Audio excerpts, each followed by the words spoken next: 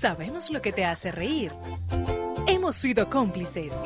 Sabemos cuando tienes prisa. Y hemos visto todas tus travesuras. Conocemos tus secretos porque siempre hemos sido parte de ellos. Calzado Rómulo, más de 3 décadas ofreciendo el verdadero bienestar para sus pies.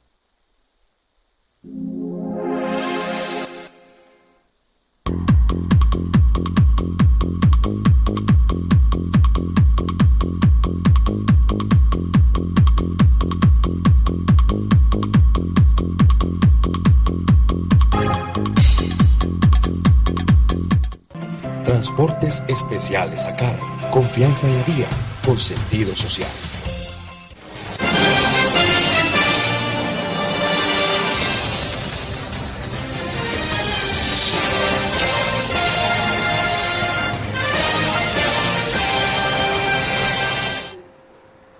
Amables televidentes, los saluda José Alberto Tejada Echeverry, presentándoles el programa institucional del Canal 2, informativo Nuestra Gente. Hoy me acompañan en el estudio José Santiago Arroyo, quien es el director del Departamento de Economía, Contabilidad y Finanzas de la Universidad Santiago de Cali. Es economista investigador y ya se ha desempeñado antes en el sector público como subdirector de Planeación Departamental. Saludamos a José Santiago. Buenos días. Buenos días, muchas gracias por la invitación. Esperamos que el programa sea grato para los televidentes. Nos acompaña también Federico Vallejo, economista, profesor de planta de la Universidad Santiago de Cali e investigador tanto de la Santiago como del Instituto de Prospectiva, que viene marcando diversos estudios regionales para el interés de la economía vallecaucana y de la sociedad vallecaucana. Buenos días a los compañeros de la mesa, Alberto, Santiago, y a la amable teleaudiencia y los cibernautas, que veo que cada vez son más los que visitan la página, lo cual me parece grato, ¿no? Así es, y estamos esperando a David Andrade, que como siempre los jueves se viene en el P27, pero como la flota del mío está hecha un desastre, al hombre como que le tocó venirse a pie el último kilómetro. Muy bien, entremos en materia. El presidente Juan Manuel Santos está en Estados Unidos y con él están los ministros, están algunos dirigentes políticos, están algunos empresarios, periodistas, hasta el fiscal está por allá. Están conmemorando los 15 años del famoso Plan Colombia, que para muchos fue un desastre y para muchos fue la salvación que permitió que hoy estemos en el proceso de negociación entre las FARC y el gobierno nacional. Pero de uno y de otro lado, aceptando que pueden haber razones valideras, lo que sí está claro es que Colombia, preparándose para lo que se llama el posconflicto, esto no es una preparación retórica. Esa preparación se tiene que dar con hechos concretos, con medidas concretas. Y esas medidas pasan por el modelo económico. Porque dependiendo del modelo económico, dependiendo de los énfasis que el gobierno nacional y la clase dirigente del país le quiera imprimir, pues así será el derrotero a seguir. Desde los años 80, en el mundo, por lo menos en el mundo occidental, se generó un gran debate entre los economistas que asesoraban a Margaret Thatcher, a Ronald Reagan, para implementar a fuerza de terror en muchos casos, a fuerza de dictaduras, a fuerza de imposiciones de organismos internacionales, lo que se llamó el pensamiento neoliberal, que en chiquito lo que significa es Estado chiquito, mercado muy grande. Y ese Estado chiquito, mercado muy grande significa sálvese quien pueda. Y poco a poco los llamados economistas keynesianos, es decir, aquellos que creen que no es cierto que el Estado debe ser tan chiquito, sino que el Estado debe tener capacidad de contratación y de irrigación a la economía y capacidad regulatoria, pues han venido floreciendo de nuevo, y uno de ellos es Piketty, el economista francés que se ha convertido en el nuevo astro mundial, que ya está comenzando a asesorar gobiernos en África, en América Latina, y que ya se volvió hasta estrella del AI Festival en Cartagena, que acabó de terminar la semana pasada. Bueno, a la luz de lo que este tipo de científicos sociales plantean, vamos a pedirle a nuestros contertulios en este rato que nos expliquen en la mirada de ellos qué debemos hacer los colombianos, qué debiera hacer el Estado colombiano, el gobierno colombiano, la clase dirigente colombiana, para alistarnos a un proceso de aclimatación de la paz que esté sustentado en un desarrollo económico que impulse la equidad y no la inequidad. Comienzo con usted, Federico Vallejo. Bueno, sobre ese tema yo he insistido en algunos programas en una idea, y es que hay que diferenciar dos elementos. Una cosa son las políticas de Estado y otra cosa son las políticas de gobierno. Las políticas de Estado imponen un sello de largo plazo, son como una especie de espíritu que anima lo que el Estado hace a largo plazo, y las políticas de gobierno, pues como su nombre lo dice, tienen que ver con los gobiernos de turno, o sea, están más en el corto plazo. Cuando uno se pregunta si van a cambiar las políticas a largo plazo con el proceso de paz, pues yo pensaría que no. Yo creo que habrían unos retoques, unos ajustes al mismo modelo que ya viene implementándose, porque si uno mira las claves que hay allí de fondo, por ejemplo, en lo que se ha negociado en La Habana, uno no ve que se comprometa el modelo económico de fondo, porque no se está comprometiendo la propiedad privada, porque no se comprometen, por ejemplo, ciertas formas de explotación del trabajo, no se comprometen los procesos de apertura. De hecho, mientras se habla de procesos de paz, se han acentuado muchos convenios internacionales en Colombia. Si uno pensaría que la cosa fuera a virar hacia otro lado, pues de hecho ese tipo de cosas se estarían frenando. Los empresarios que han ido a La Habana han salido de alguna manera tranquilos porque han visto que eso no es lo que está en juego. Entonces yo pensaría que habría una parte de tranquilidad para quienes piensan que va a llegar aquí algo así como una ola de expropiaciones y que llegó el socialismo como tal. No es así porque, entre otras cosas, las FARC en sus orígenes ha sido una guerrilla liberal, y lo que a la hora de la verdad se origina ese movimiento es por la pelea por un territorio de frontera agrícola que nadie explotaba, pero que la dirigencia de este país fue bastante miope y respondió a esa posesión de tierras con un bombardeo en Marquetalia. Entonces yo creo que fue la mezquindad y la miopía de la clase dirigente de la época la que generó todo este problema. Pero las FARC nunca ha tenido dentro de sus tesis ser comunista como tal, siempre ha tenido un origen liberal, y si ustedes leen los puntos de acuerdo de La Habana, lo que ya está publicado, eso está escrito muy en claves liberales. Alguna vez en broma yo dije que eso parecía firmado por Carlos Gaviria, el difunto. Un liberalismo de izquierda, por decirlo de alguna manera. Profesor Arroyo. Sí, básicamente en el contexto que introduce la intervención y el tema a tocar en el programa, y en línea con lo que cuenta el profesor Federico, trayéndolo un poco al contexto regional, yo creo que sí es clave tener conceptos fundamentales, como sugiere Piketty, que en realidad no son nuevos, en el tema de la equidad.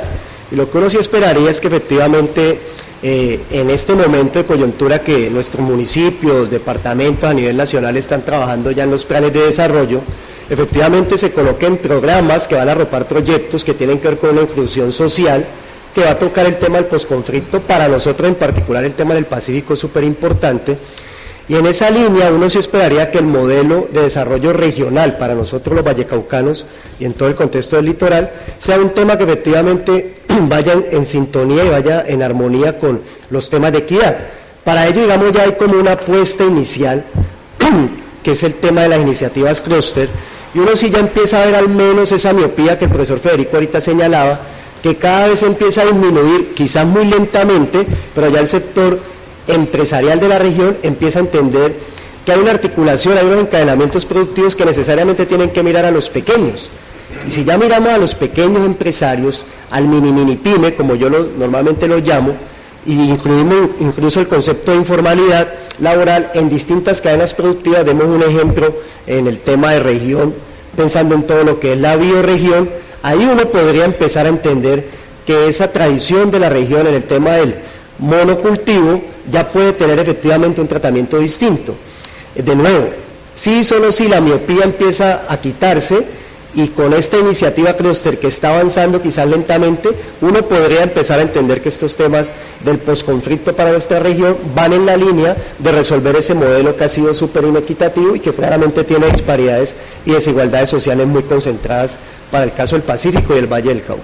Bueno, pero como estas discusiones tienen un propósito pedagógico, con el único interés de que mi mamá, la mamá de muchos de nosotros que no ha estudiado y no es profesional, puedan entender, es decir, que la gente del común pueda entender qué es eso de la lúgubre ciencia. Eso que usted y el señor que acaba de llegar, llegó bastante embarrado, te puedes decir a pie, ¿no? Sí. Ese P27 lo dejó, muy bien, muy bien. Entiendan cómo afecta a la economía la vida corriente. Yo quiero pedirles que nos refiramos a la columna de opinión que Julio César Londoño escribió a propósito del tema del azúcar.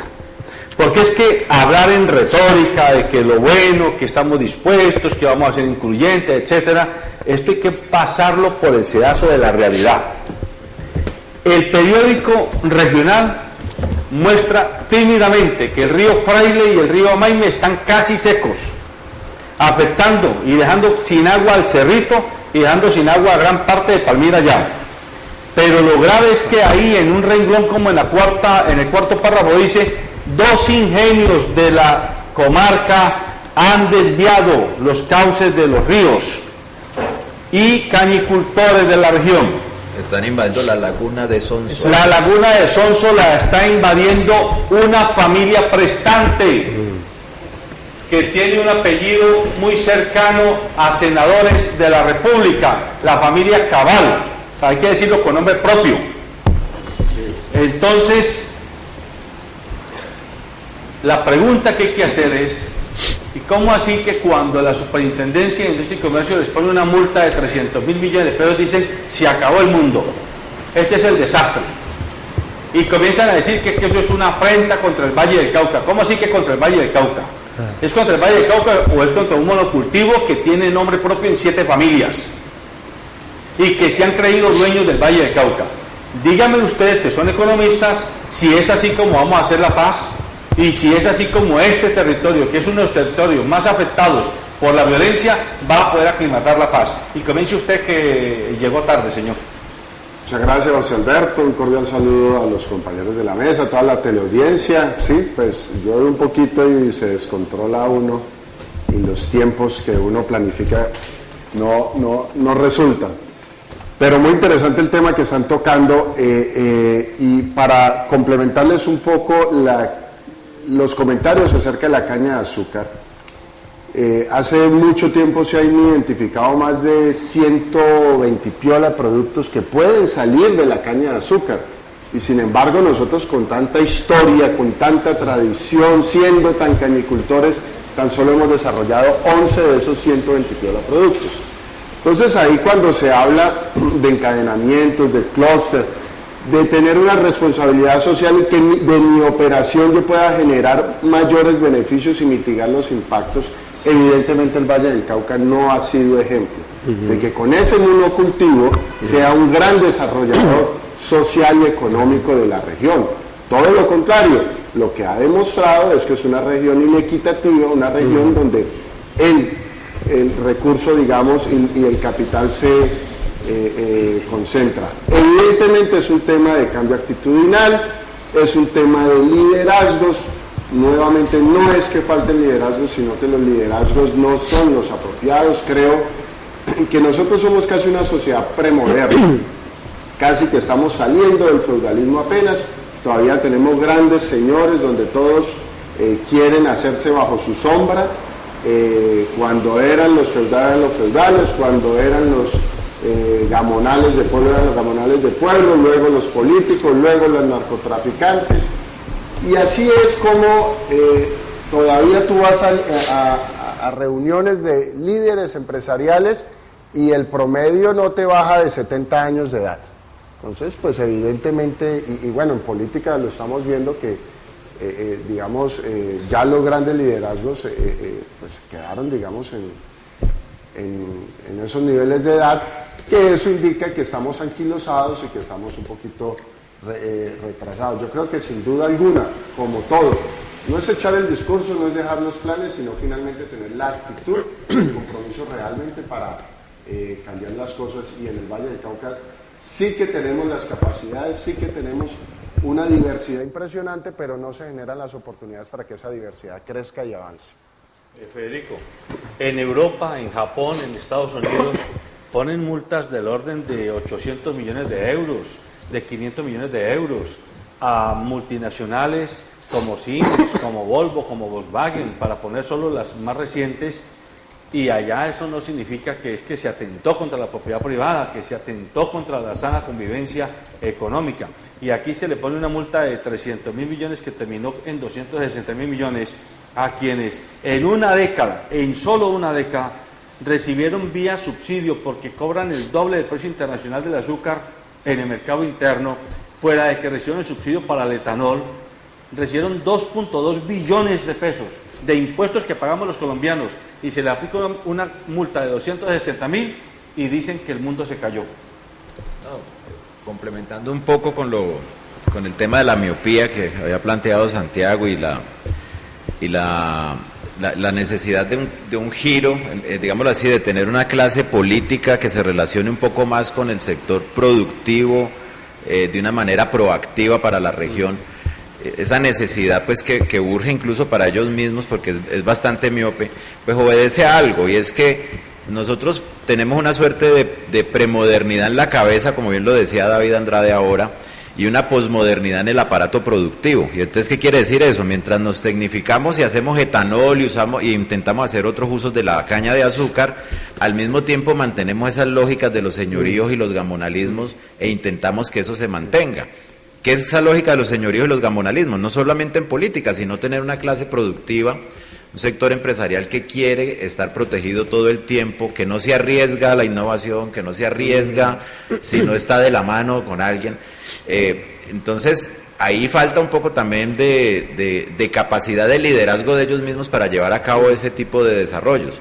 Si uno mira qué ha pasado en Europa o el proceso de desarrollo, por ejemplo, del Asia, por ejemplo, la conformación de estos procesos de desarrollo implicó un acompañamiento desde el Estado, pero distinto, no a través de aranceles, como usted dice. El precio del azúcar, paradójicamente, en el Valle del Cauca y en Colombia es 2 veces más alto que el precio internacional. Uno pensaría que aquí en el Valle el azúcar debería ser muy barata y no, hay un poder monopólico allí, y eso es a través de un arancel que evita que entre a ese nivel, que compita con el precio internacional. De hecho, aquí se premia al ingenio que saca azúcar hacia el resto del mundo para que el precio interno no se dañe. El FEPA, se llama el Fondo de Estabilización del Precio del Azúcar, de manera concreta, pero esas lógicas que son, digámoslo así, paradas en el siglo XVIII y en el siglo XIX, pues de alguna manera evitan pues esa capacidad de transformación. Los asiáticos, ¿qué hicieron? Dijeron, nosotros acompañamos, la Corea del Sur, por ejemplo, le dijo al empresario, lo acompaño apalancando riesgos que usted no pueda asumir. Por ejemplo, si los carnicultores del Valle del Cauca, hay un clúster de las carnes blancas, por ejemplo, digan, bueno, hay algo que es muy arriesgado, es tener para la trazabilidad, ¿qué quiere decir? Que se pueda, si usted vende un pollo en Corea, que pueda identificar de qué finca salió, a qué barco llegó, quién lo mató, qué comida comió y quién vendió la comida. Eso es muy importante para poder asegurar un mercado internacional. Pero hay algo de riesgo, es por ejemplo tener un frigorífico regional, y nadie lo asume porque a la hora que haya una peste se daña la trazabilidad y no nos vuelven a comprar el pollo. Entonces el Estado podría apalancar ese tipo de cosas si el riesgo existe, pero no a través de un subsidio, ¿cierto? Entonces Angela Amsder, una autora que mira muy bien esos casos, y entonces dice, bueno, hay que ser como más creativos, y la Corea lo hizo, le dijo a la Daewoo, oiga, nosotros los apoyamos a ustedes para que dejen de hacer licuadoras y pongan a hacer otras cosas, aquí terminamos teniendo carros, pero no dándoles un subsidio, no protegiendo un mercado, sino que les dijeron con una vocación exportadora, y segundo, les ayudamos a asumir un riesgo potencial, y tercero, con un castigo para quien no cumpla con unas condiciones de esa lógica exportadora. Entonces, son las reglas del juego que hay que crear de una manera proactiva para que la región pueda pensarse, pero eso requiere, como bien lo han dicho mis contertulios aquí, de un liderazgo especial, de una clase política y empresarial que deje de estar pensando desde la premodernidad, desde ese gamonalismo que vamos a llegar al poder a tener unas cuotas burocráticas y a tener unos proteccionismos muy específicos. Profesor Arroyo, apoyándonos en la reflexión que hace Federico, Julio César Londoño recuerda que Piketty repitió en el AI Festival que Colombia es uno de los países más desiguales del mundo. Y dice Julio César, estamos a las puertas del enorme desafío del posconflicto, pero patinamos felices en las babas de la polarización. Santismo versus uribismo. Hágame el favor. Todos, cacaos y sindicalistas, senadores y periodistas, pastores y laicos, debemos abandonar el cinismo y la pusilanimidad. Quizá no sea demasiado tarde. Su punto de vista. Sí, yo creo que efectivamente y sin duda alguna Cali de hecho es un muy buen ejemplo de este tema. Si nuestros líderes no entienden que efectivamente hay que trabajar por cerrar estas brechas y disparidades sociales, en Cali es una ciudad, digamos, con un cuarto de la población que se autorreconoce en términos étnico-raciales como afrocolombianos, y todavía seguimos teniendo unos porcentajes muy altos en limitantes para acceder sobre todo a empleos de calidad. La informalidad en este sector étnico-racial es súper alta, los empleos de calidad en donde ellos participan es altísimo los porcentajes. Esto claramente evidencia que esta desigualdad que sugiere Piketty, que todos conocemos, pues no se está resolviendo en una ciudad como Cali, que termina siendo la capital real del tema del posconflicto, porque si no se resuelve todo el tema del Pacífico, aquí sabemos que es donde se arropa toda esta población que viene del Pacífico. En ese sentido, efectivamente la invitación es entender un poco que estos riesgos que hay que asumir tienen que concentrarse también en combinaciones con la academia. Federico ahorita señalaba el tema en términos de la eficiencia productiva, hoy sí, sin dar cuñas, pero si ustedes ven de pronto la franja estelar, no series ni novelas, pero sí estoy viendo mucho una pauta publicitaria, aprovechando el lanzamiento de una nueva serie que tiene que ver con los temas del café. Y la pauta publicitaria de esta compañía está concentrándose en que nuestro café efectivamente es caro, pero que se olvide el consumidor del precio y que entienda que es un buen café. Acá viendo el tema, digamos, de bioregión y el tema en particular del azúcar, que volvíamos a señalar con David anteriormente, uno encuentra que esos subsidios que se han recibido pues no han terminado como deberían ser premiando eficiencia productiva, sino al contrario, ineficiencia productiva. Eso es rentismo puro y duro. Completamente. Y esa pérdida de competitividad, pues claramente lo que ha hecho es aumentar la desigualdad y la disparidad social en la región. ¿Qué hay que hacer? Hay que trabajar unidamente en estos comités Universidad, Empresa, Estado, en donde la ciencia, la tecnología y la innovación, a propósito del ejemplo del frigorífico que ya Federico señalaba, terminan siendo esas anclas, esas puntas de lanza que pueden acompañar esa desigualdad social en términos del cierre de las brechas sociales que hoy el DNP está trabajando mucho e impulsando en todo el territorio nacional. En el Valle del Cauca ya hay unos prepañales, por llamarlo así, realmente todavía es súper incipiente. Se ha arrancado con algo que se llama las subastas de innovación. Esas subastas de innovación, si bien son pequeñas, están pensando en ese tipo de modelos. Hacia el norte del valle se está pensando en un centro frío de acopio para todo el tema de frutales, que eso no lo tenemos, y que claramente rompe esa cadena de eficiencia en términos de que el Valle del Cauca sea proactivo en la exportación y que conecte todo ese pequeño campesino de ladera, y volvemos a conectar ahí con temas de disparidad social. Entonces, si nuestros dirigentes hoy, que pasa también un poco por entender el tema de las 7 familias, sin, digamos, señalar apellidos, y romper un poco la cadena que señalaba David en términos, digamos, de esa clase dirigente que ya realmente debería ir un poco al descanso. Yo ahí de pronto tengo una divergencia muy pequeña, porque yo sí noto en algunas de esas familias cierto cambio. Sigue la familia, pero ya está en una generación, digamos, de nietos quizás, que están llegando a ciertos cargos y están empezando a romper un poco el esquema que tradicionalmente traían, digamos, sus abuelos o sus papás. Creo que la academia ahí es fundamental, que la academia se meta más en el acompañamiento a estos líderes públicos, que vayan en función de romper desigualdades sociales, que tengan que ver con inclusión verdadera volviendo al ejemplo de Cali, que se rompa el tema, digamos, de la discriminación que todavía vivimos en términos étnico-raciales hacia una población que es fundamental para todo el litoral pacífico, y que se entienda que la ciencia, tecnología e innovación termina siendo, digamos, ya para cerrar mi intervención, lo que termina siendo en esta línea la sostenibilidad que también señala Piketty y que es la que estamos viviendo hoy con el tema en que inició usted la intervención a propósito de la laguna de Sonso, el río Fraile y demás, que es claro y que solo la ciencia, tecnología e innovación podría ayudar para ser eficientes, ganar en el sector externo, tener competitividad, pero al mismo tiempo tener sostenibilidad en todos los aspectos y no estar viviendo crisis como la que vivimos hoy a propósito de la escasez del agua. Corriendo el riesgo de ser cansón, y lo que Santiago plantea, pues lo llena uno de esperanza, en el sentido de que se esté viendo una renovación y que se esté cambiando.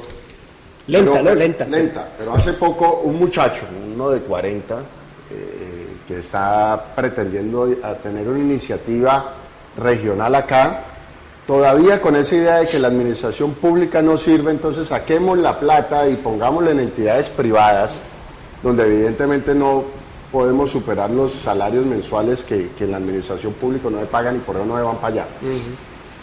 Diciendo que es que hay que traer a los que están en Bogotá, traer a todos esos vallecaucanos y caleños que están en Bogotá ya en cargos medios y en cositas, traerlos acá para que vengan a manejar las cosas.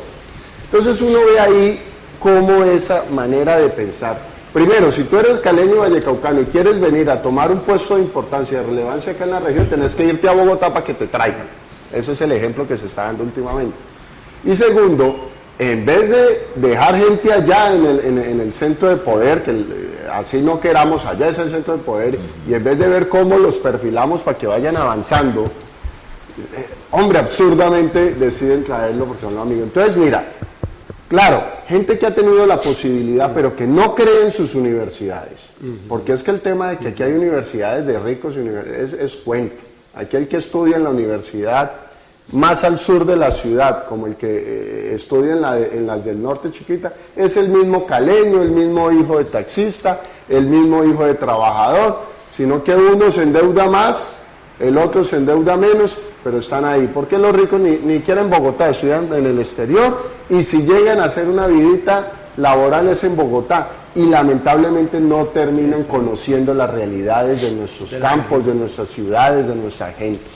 Entonces ahí hay que, no es que se trate de hacer una lucha de clases, no es que lo que pasa es que si esas formaciones se consiguen, se logra, y esas relaciones es para hacer una simbiosis, un trabajo en equipo y reconocer también las realidades que hay acá y las organizaciones. Ahora, mira, en Cultura Ciudadana, por ejemplo, Mocus evidentemente fue un ejemplo, y Mocus ha mostrado grandes resultados, pero Mocus aspiró en Rodrigo Guerrero, y ahí hubo un gran origen, y aquí también hay, digamos, unos trabajos muy importantes que se han podido hacer. Entonces hay que darle un valor y creernos, y eso es muy importante, que no solamente es tener, como Federico lo decía, tenemos todas las condiciones que la naturaleza nos la ha dado, tenemos las capacidades, porque así ha sido demostrado, no en vano, perversamente hemos ganado en logística, en mercadeo, en comercialización, pero haciendo el delito,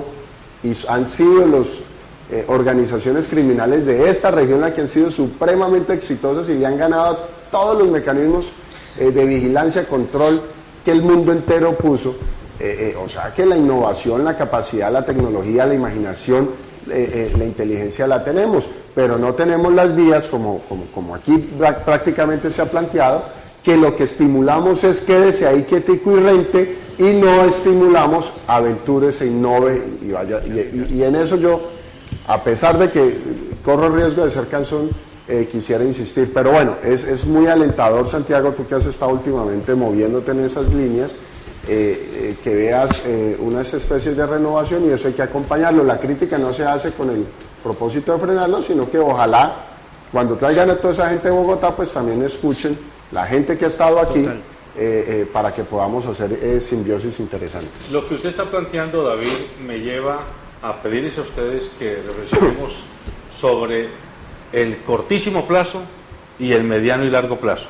En el cortísimo plazo la gente tiene hambre, no tiene ingresos y hay que ponerla a que coma para que desactivar la bomba de tiempo de la violencia y del desmadre social. Y en eso los alcaldes y sus equipos de gobierno están obligados a entrar a picar en punta en el cortísimo plazo. Pero lo complicado es que a veces el cortísimo plazo se vuelve cortísimo, mediano y largo plazo, y no se desarrollan otras estrategias de mayor calado, donde en esas estrategias, y aquí tengo a 3 académicos, a 3 personas vinculadas a la academia vallecaucana, las universidades también tienen su cuota de responsabilidad. Los institutos de estudio, de investigación, tienen su cuota de responsabilidad porque no generan ese tipo de propuestas para que los gobernantes y sus equipos de gobierno comiencen a mirar en ese mediano y largo plazo. Por ejemplo, la Cámara de Comercio de Cali, desde el año pasado, definió 5 sectores estratégicos de desarrollo como clúster. 7 no son. Son 5. Son 6 y 1 transversal. 6 y 2 transversales, bueno, o sea, 8. Entonces, pero ellos definieron 5. Sí, originalmente eran 5, porque yo tuve que Esteban Piedradita, y él los anunció. Sí. El clúster de las carnes blancas, que es pollo y proteína blanca. El clúster de salud y belleza, el clúster de los excelencia clínica, macrosnack, que es todo lo del dulce, o sea, las galletas, los bombones, las chocolatinas. El clúster belleza y cuidado personal, que es todo lo estética, cirugías y demás. Y bioenergía, que es todo el bioetanol, lo de los cultivos y transformaciones en biocombustibles. Esos son los 5 que la Cámara de Comercio, a través de sus asesores, dijo: para allá vamos a apuntar. Así. Sería bueno que desde las universidades también salieran otras propuestas, porque yo le pregunté a él: ¿y dónde se quedó? Aunque Cali es Cali, pero en Cali vivimos el 60% de los vallecaucanos, en Cali, nuestros corregimientos y nuestro entorno. Le pregunté: ¿qué pasa con la logística? La logística es un sector transversal, pero la logística no es mover una caja de un sitio a otro. La logística es toda una ciencia económica, y allí hay un potencial de desarrollo en el mediano plazo. Eso pareciera que no se ha trabajado suficientemente. ¿Qué pasa con el desarrollo hortofrutícola para romper el monocultivo de la caña? ¿Por qué no pensar en un desarrollo, en una apuesta de gobierno, en una apuesta de empresariado regional en todo el tema hortofrutícola? ¿Qué pasa con el tema marino? Tenemos el mar Pacífico aquí y no tenemos facultades de biología marina, facultades de pesca, facultades de, de astilleros, para desarrollar una industria marina, tanto biológica como propiamente industrial, de gran calado. Esos son temas que ustedes desde las universidades tendrían mucho que aportar. Sí, yo insisto en la tesis de que el cambio en la manera como nos entendemos desde el punto de vista de los liderazgos políticos, empresariales, y esa vinculación de la que hablaba Santiago Arroyo ahora, entre la academia, el sector público, los empresarios, pues debe de dar cierta coherencia. ¿Por qué? Porque es cierto que para que la sociedad esté mejor, pues debe de crecer el Producto Interno Bruto. El problema es cómo lo distribuimos.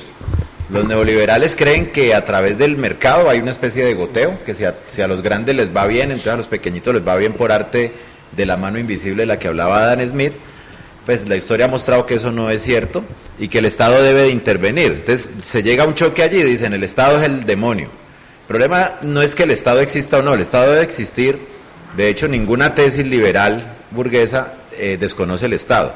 Todas ellas lo que pasa es que lo minimizan los neoliberales y lo maximizan un poco los keynesianos de los que usted hablaba. Pero el problema es cómo interviene el Estado. Yo insisto en eso. La forma de coayudar, el papel del Estado como coordinador y no solamente como regulador. Por ejemplo, el Estado se ha vuelto un Estado neorregulador en el neoliberalismo, ¿cierto? Ese papel de asunción de ciertos riesgos aparecería allí. Y para eso hace falta liderazgo de la clase dirigente. Ustedes decían que los vallecaucanos que se van para el centro, nosotros tenemos una bancada parlamentaria que hace por lo menos un trabajo igual al 0.5% de lo que hace la bancada parlamentaria antioqueña. Mientras aquí pelean por no sé cuántos kilómetros que faltan para la vía de Buenaventura, la clase política antioqueña en Bogotá está diciendo cómo vamos a tirar un tren que salga al Pacífico, están pensando en otra cosa. Pero bueno, esa es la relación entre la clase política y el sector empresarial un poco más fuerte allá en Antioquia. Para lo que decía sobre el tema de cómo nos pensamos la región y qué se necesitaría un poco desde esa academia, qué necesitamos, yo creo que no podemos seguir empujando discursos que digan que ya estamos saturados de cosas, y eso que tú dices es cierto. Es decir, hay unas tesis por allí que han comenzado a decir, por ejemplo, que ya tenemos demasiados profesionales. No, tenemos demasiados tipos de profesionales, ¿sí? Hacen falta otros, porque esa tesis es una tesis muy ofertista, dicen, todo el mundo estudió, se preparó y entonces no va a haber quien lo emplee. El problema es que, reitero, para poder que haga ya desarrollo, la condición necesaria es que crezcamos, y solamente crecemos si hay un clima institucional que lo favorezca, en el sentido de que ya lo había planteado. ¿Cómo podemos crecer? Si tenemos un Estado que acompaña, si tenemos una clase dirigente que coayuda, y ese crecimiento es el que va a generar, de alguna manera, que haya la posibilidad de generar buenos empleos. O sea, que no es que haya muchos profesionales, sino que la economía no está respondiendo a la velocidad que debe de responder con mejores trabajos. Entonces la apuesta debe ser por un desarrollo con equidad, un crecimiento con equidad, y de pronto no frenarnos allí y decir, vamos a ser ahorita puros técnicos o tecnólogos simplemente por el hecho de que el mercado regional no está siendo capaz de absorber a cierto tipo de profesionales. Ahí hay que revisar eso con minucia, porque se generalizan cosas que no son, y yo creo que nos conducen por el camino equivocado. Santiago. Sí, un poco en el contexto de la pregunta, que es la situación del corto, mediano y largo plazo, y conectando con el tema de las iniciativas clúster y en función del tema del riesgo que ya hemos conversado, y también el ejemplo que señalaba David en cómo nuestra clase dirigente nueva va y después que la volvemos a traer y que efectivamente es un error. Las iniciativas clúster efectivamente tienen que dar ese ejemplo primero de la confianza en la región, y como arrancaron, y señalaba José Alberto aquí la frase textual de Esteban, ahí ya hay un error, porque efectivamente no son 5. Una cosa, digamos, es que el sector privado piense que son 5, pero otra cosa es cuando ya, pensando en cooperación, vamos al gobierno departamental que está impulsando en el corto plazo con las regalías empleo, y allí se le dice, en el seno de la Comisión Regional de Competitividad, se le dice no pueden ser solo 5. Uno ahí está viendo que no hay confianza como tal. Son 8, y lo voy a mencionar las otras 3, si usted ya de hecho las puso en la mesa. La sexta, ya reconocida, de hecho, tiene recursos a nivel nacional, vía Impulsa, en el programa de rutas competitivas, es la de frutas frescas, que claramente en el tema del corto plazo y en tema de equidad y de inclusión, a todo el pequeño campesino, sobre todo en nuestra zona heladera, lo favorece mucho. Esa es una sexta iniciativa clúster, hay que reconocer que tiene, digamos, un ritmo distinto, es más lento, pero ahí la ciencia, tecnología e innovación, vuelve la academia, termina siendo un detonante muy importante. La séptima tiene que ver con la transversalidad, tiene que ver con el tema de las TIC. En nuestra región el músculo científico tiene gente trabajando en campos que aquí, digamos, nos demoramos mucho. La Autónoma recibió hace muy poco, efectivamente, un reconocimiento a nivel internacional con una de sus investigadoras que trabaja en estos temas. Esa es la séptima, es transversal, y la octava es BPO y logística, en donde claramente era el tema que usted colocaba en la región. Si uno sigue escuchando, lee notas de prensa y ve y encuentra que la Cámara sigue mencionando un sesgo solo hacia las 5, ahí claramente está detectando que hay un tema de poca confianza en un actor importante que está cooperando para en el corto plazo mediar el tema del desempleo en particular con recursos públicos como son las regalías, y hay que reconocer que son 8. Dentro de esas 8 hay un segundo abanico que va más hacia el mediano y largo plazo, y usted mencionó uno que es la pesca. Bueno, la pesca está también ya priorizado en el tema de encadenamientos productivos del Valle del Cauca. Claramente en el corto plazo no va a responder, es un tema más lento, ahí necesitamos acompañamiento muy fuerte de la academia de la región. Hay gente muy buena trabajando en temas de maricultura, acuicultura, todo lo que tiene que ver con la pesca en la región. Esa es otra iniciativa que, si bien hoy no la podemos condicionar como temas de iniciativas clúster, sí uno puede entender que es un encadenamiento productivo más lento, pero claramente hay que irla apostando. Y si a eso le seguimos sumando, tenemos confecciones, tenemos calzado y cuero, todas esas están en un abanico de iniciativas productivas más lentas, pero que tienen que ver con ese mediano plazo. Cierro con un poco mi intervención con el tema del corto plazo, y sí considero importante en temas de sostenibilidad para la región también que no todo lo depositemos solo en el Estado. Claramente estamos hablando de que necesitamos confianza y una recuperación en el lenguaje entre el Estado, academia y nuestro sector privado, pero también el hogar, el consumidor. Este mensaje es para ese individuo que tiene que tomar decisiones. Este año y quizá el primer semestre de 2017 va a ser un periodo de ese corto plazo muy complicado. Lo voy a señalar unas preguntas ahí muy rápido para que cada televidente y cibernauta las trate de responder. ¿Será que de forma simultánea usted puede subirse a 2 vehículos? ¿Será que puede atender 2 llamadas al tiempo? Todo este tipo de preguntas. ¿Comerse 2 almuercitos al tiempo? Exactamente. Ponerse, digamos, los 2 pares de zapatos al tiempo.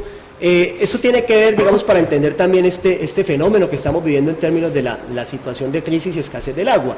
Cada uno de nosotros también tiene, digamos, ahí cierta responsabilidad. Yo lo quiero dejar en la mesa de nuevo para que no únicamente nos concentremos siempre en los actores gruesos, que claramente termina siendo Estado, termina siendo el sector privado. Hemos tenido aquí una transversalidad con la academia, pero también, digamos, el individuo tiene que asumir una ordenación mejor de sus preferencias y tomar unas decisiones más equivalentes en términos del contexto de la sostenibilidad ambiental. Creo que no me equivoco y espero que el doctor Santiago no se enoje, pero cuando lo escucho hablando de esos otros sectores, interpreto por ahí que es una gestión más liderada por ti, más liderado por un sector en torno al espacio que tuviste en la gobernación, y me preocupa mucho que ya no estando tú ahí la cosa vuelva a quedar y nos volvamos a concentrar en esos 5 sectores que evidentemente 4 representan 4 nombres propios. Rosita Jalub, los dueños de los ingenios y bueno, digamos lo que hemos hablado, y que estos otros que tú planteas también, digamos, se pierdan si no hay quien le haga impulso desde la gobernación y de otros escenarios. Por eso es importante, y nuevamente la invitación al televidente que está escuchando estas cosas, también empiece a hacer masa crítica para poder, digamos, fortalecer eso. Y yo quisiera nuevamente, tomando el tema de la logística, para que estoy haciendo como el demonio, siempre viendo el vaso medio vacío, nosotros los vallecaucanos no podemos avanzar creciendo sobre tratar de crecer ahondando nuestras debilidades. El tema de la logística, por ejemplo, los bugueños, los caleños, estamos diciendo que tenemos que ser el puerto seco de Buenaventura. ¿Y eso qué es? Andar sobre las debilidades de Buenaventura. Es decir, Buenaventura jamás va a poder hacer actividad logística. Y entonces, llegue las mercancías a Buenaventura, sáquelas rapidito porque Buenaventura se le pierden, tráigale aquí a Buga o tráigala a Cali, que acá hacemos actividad logística para hacer distribución al país. ¿Hoy qué está ocurriendo?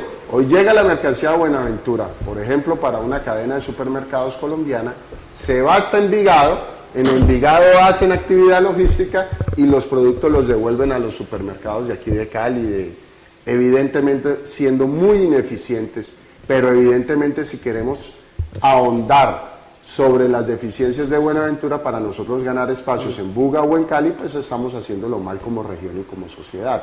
Tenemos que evidentemente entender y comprender que de Buenaventura debería llegar la mercancía y en torno al puerto, toda esa gente que está ahí, toda sociedad debería no solo desarrollar actividad logística, sino actividad, digamos, productiva, mejoras, empaque, de toda la otra, y de ahí ser el gran centro de distribución. Pero, por ejemplo, nosotros mismos los vallecaucanos estamos diciendo, no, deja Buenaventura ya quietica y venga para acá, para Cali, venga para acá, para Buga. Entonces la pelea entre bugueños y caleños, como los bugueños tienen más poder, entonces, bueno. Sí que es importante ese énfasis que David trae a la mesa, y en estos pocos minutos que nos quedan les quisiera pedir a ustedes que tratemos de meterle un poquito de diente. Ustedes que son economistas y que conocen los desarrollos regionales en diversas partes del mundo, en todos los países del mundo, especialmente los países desarrollados y aún los no desarrollados, las ciudades puerto son las ciudades más desarrolladas. En las ciudades puerto está la riqueza, está la infraestructura del país puesta ahí a merced, para precisamente atraer al inversionista, traer al exportador, traer al importador, traer a toda la cadena para que se desarrolle. Entonces no se vuelven ciudades como Buenaventura, que son un desastre como ciudad con un puerto megamoderno, sino una gran ciudad que trabaja en torno a su puerto. Sí, eso que tú dices, romper la lógica del enclave. El puerto va por un lado y la ciudad con su pobreza y sus problemas de erosión del tema institucional por el otro. Nosotros tenemos una historia distinta desde 1500 para acá. Nosotros tenemos la capital en Bogotá porque nos asentamos sobre lo que los muiscas ya tenían como imperio muisca o como sociedad muisca. Las otras sociedades se han desarrollado a partir del comercio y es obvio que se ubiquen a partir de los puertos. Si usted mira una foto de la Tierra de noche, ve toda la franja derecha de Estados Unidos iluminadísima y todos los puertos que están por allí o los puertos en Europa mismo, ¿cierto? Nosotros tenemos esa lógica al revés, por eso tenemos esa capitanía por allá en el altiplano. Pero es esa herencia colonial y de conquista que nos ha... Los puertos para nosotros fueron ex post, no a través del comercio, sino para sacar bienes, y esa es una herencia que venimos arrastrando en ese proceso de desarrollo, pues una condición inicial, digámoslo así, que todavía nos pesa. Yo creo que habría que hacer claridad allí en otro aspecto, y es el tema de los cortos y medianos plazos. Habría que hacer una invitación muy concreta por los dos temas, el problema del desarrollo y el problema de la paz, cómo se va a incluir. En este momento se viene los planes de desarrollo municipal, locales, cómo se están incluyendo de manera eficiente esos temas pensados desde lo local. O sea, son 4 años. A los alcaldes les va a coger el posconflicto está en su plan de desarrollo, señor alcalde. Habría que mirar cómo se incluye. Estos temas de incorporación de su municipio con las regiones, o con la región en general y con el valle como tal, ¿están pensados dentro de sus lógicas particulares o seguimos pensándonos como islas y mirándonos el ombligo un poco? Habría que pensar un poco en la necesidad de articular, ¿cierto?, a la academia, que se ha pensado ciertos temas con esas alcaldías, etcétera, etcétera, para hacer unas cuestiones que pues presenten cierta coherencia desde lo local. Totalmente, 3 intervenciones muy breves. En esa línea última que señala Federico, es fundamental que nuestra administración a nivel municipal y departamental se apoyen en la academia para la construcción de estos planes de desarrollo, porque el tema del posconflicto efectivamente es súper importante para nuestro departamento y municipios. En el segundo punto, el tema de Buenaventura, participé mucho en la construcción de la visión hace poco en términos de competitividad de Buenaventura, y muchos actores de hecho se resisten a ese término ciudad-puerto. Muchos realmente ya están cansados, están agotados con el tema del puerto y ya consideran que son una ciudad-región. Ellos quieren ir un poco más allá, pero claramente es un tema lento. Estamos de acuerdo en la intervención que hace José Alberto. Allí tiene que estar la dinámica de hecho del país, no solamente el Valle del Cauca. Tenemos que dinamizar nuestro distrito especial, portuario, biodiverso, recuerde que tiene todo turístico, que claramente le quiere señalar que es una ciudad-región, pero tiene que empezar por resolver los temas de servicios públicos domiciliarios, porque si no es difícil promover un sector productivo eficiente. Eso, digamos, va a ser lento, pero estamos completamente en consistencia que necesitamos dinamizarlo. La intervención de David no la puedo dejar en el aire porque yo sí creo que la academia, a través de 3 espacios puntuales, y también invito otra vez a los televidentes y cibernautas, sobre todo los pequeños o lo que yo llame los mini pymes, a que estén muy pendientes de lo siguiente, en términos de las iniciativas clúster que ya mencioné. No son realmente 5, es un listado que supera las 10, ahí ya mencioné varias de ellas. Quedó un proyecto casi listo en regalías de ciencia, tecnología e innovación, son recursos cercanos a los 12 o 15 mil millones, y que están muy pensados en que se rompa esa cadena que señalaba Federico del goteo. No, eso está pensado es para que realmente ese pequeñísimo empresario, de cualquiera de esas cadenas productivas que ya señalé tienen distintos ritmos, realmente mejore su competitividad, incremente su nivel de eficiencia y mejore su calidad de vida. En ese sentido, los 3 espacios en donde la academia es vital para que esto realmente se concrete. El proyecto de nuevo estaba prácticamente listo, falta el trámite en las regalías, que es un trámite, digamos, que no es el tema hoy para tocar, pero es lento, pero va a ser una realidad. Eso es lo que quería preguntarte, pero ¿y cómo hace ese mini pyme para llegar de verdad a coger esa platica? Ya le cuento más o menos cómo sería lo que se pensó. Los 3 espacios son la RUPIP, Red de Universidades por la Innovación del Valle del Cauca. Es un espacio que nos concentra a todos, que tenemos que hacerlo valer y que tiene otros 2 actores que son órganos asesores del gobierno departamental, que es el dueño de las regalías para el caso del Valle del Cauca. Ellos son el Comité Universidad Empresa Estado del Valle del Cauca, en donde las universidades vuelven y se sientan, salen las subastas de innovación y están pensando siempre allí cómo llegamos a ese pequeño empresario. Y el otro, que tiene una ordenanza de la Asamblea Departamental, es el Consejo Departamental de Ciencia, Tecnología e Innovación. La academia tiene que meterse de lleno para que esta realidad realmente llegue al pequeño. ¿Cuál era la idea de este proyecto? Que hay que esperar de nuevo que se apruebe y que yo espero que esta actual administración departamental no lo haya hundido, sino que al contrario lo haya dinamizado. Yo puedo decir que quedó prácticamente listo. ¿Qué está pensado en el proyecto? El proyecto tiene distintas ramas. Si los pequeños empresarios van solos, tiene cierta bolsa de recursos, pero si hay alianzas, lo que yo llamé en su momento matrimonios, entre un mini, con un mediano, entre un mini, con un grande, de cualquiera de las cadenas productivas, la bolsa de recursos va aumentando. ¿Hacia dónde va esa bolsa? A que él mejore alguna parte de su proceso productivo, con actividades que financia el sistema de regalías relacionadas con ciencia, tecnología e innovación. Yo cierro ahí porque sé que me estoy alargando mucho y los minutos. Queda un minuto para que usted haga... Muy breve, yo quisiera insistir en eso, pues Santiago es más académico, es menos político, yo sí soy más político.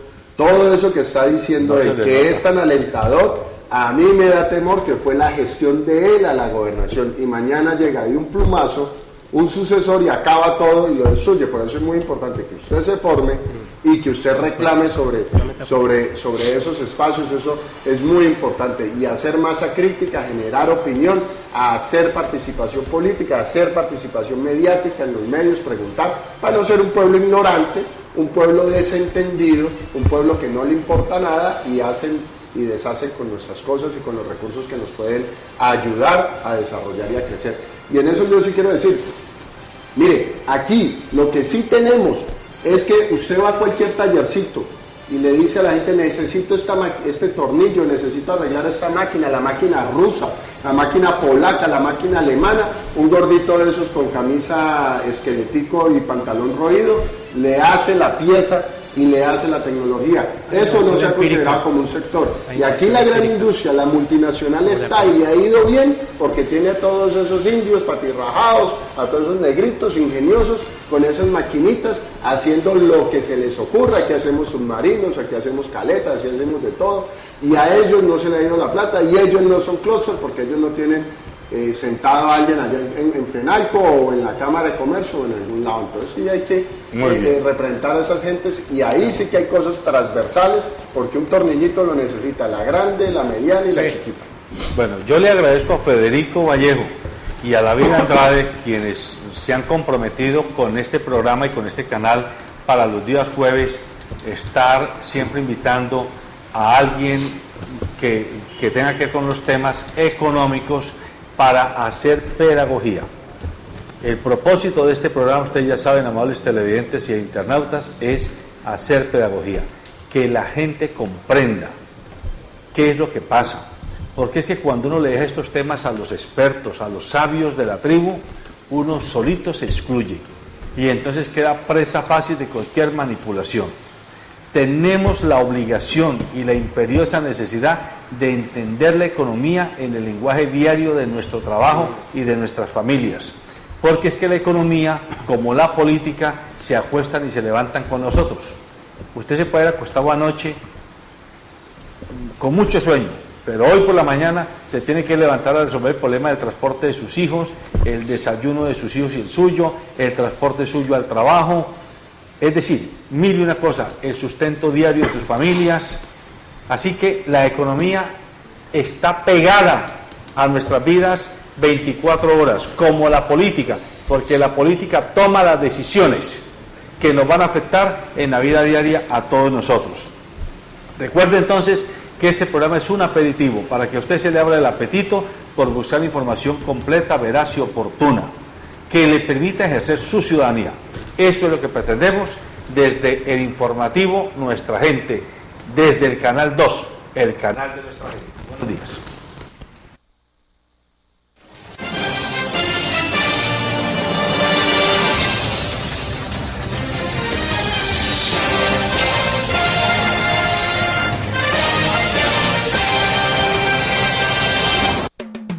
Sabemos lo que te hace reír. Hemos sido cómplices. Sabemos cuando tienes prisa. Y hemos visto todas tus travesuras. Conocemos tus secretos porque siempre hemos sido parte de ellos. Calzado Rómulo, más de 3 décadas ofreciendo el verdadero bienestar para sus pies.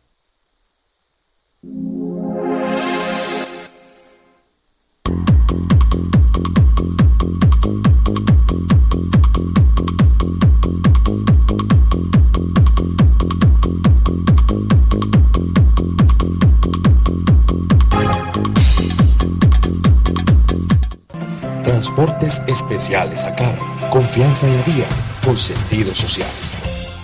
Daylight come and me don't want go home.